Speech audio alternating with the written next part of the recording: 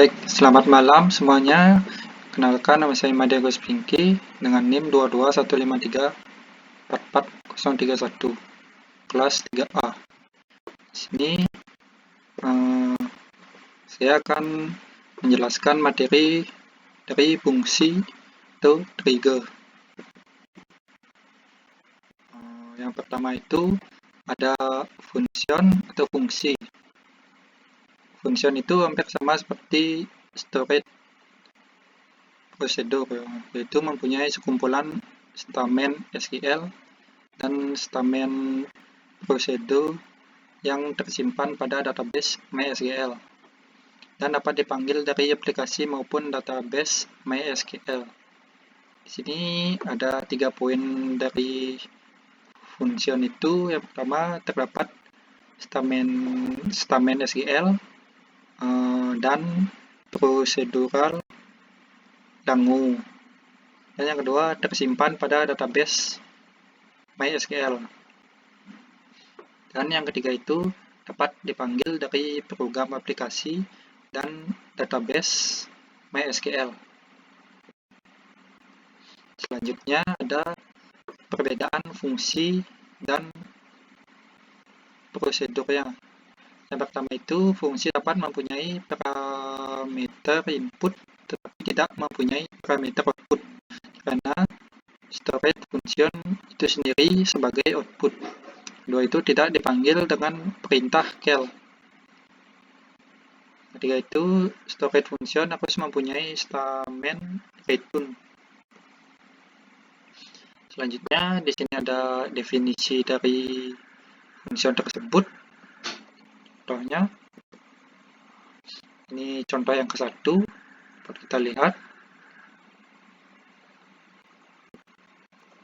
Ini contoh yang kedua, dapat kita lihat.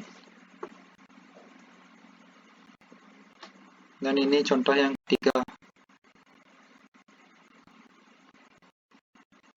Selanjutnya ada trigger itu storage prosedur jenis khusus yang menempel pada tabel dan dieksekusi otomatis apabila terjadi manipulasi pada tabel tersebut.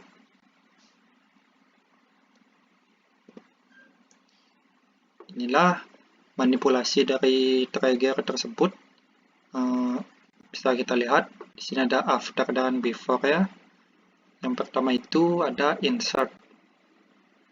Yang kedua itu ada update. Dan yang ketiga itu ada delete.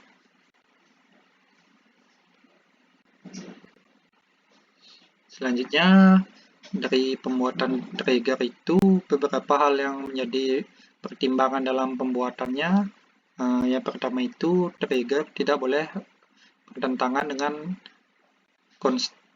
constraint primary key dan foreign key-nya yang ada dalam tabel.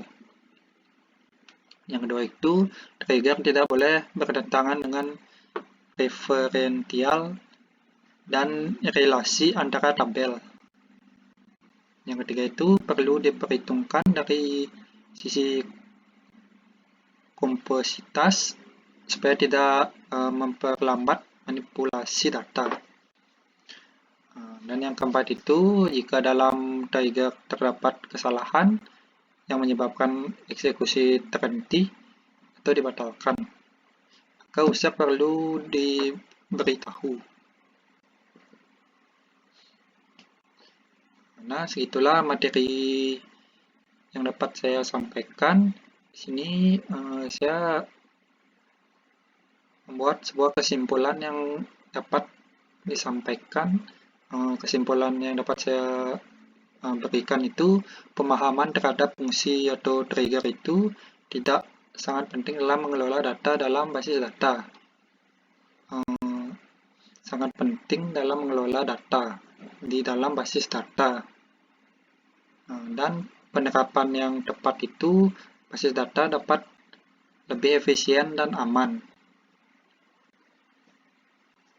Sekian materi yang saya bawakan. Apabila ada salah kata, saya mohon maaf. Segitulah yang bisa saya sampaikan.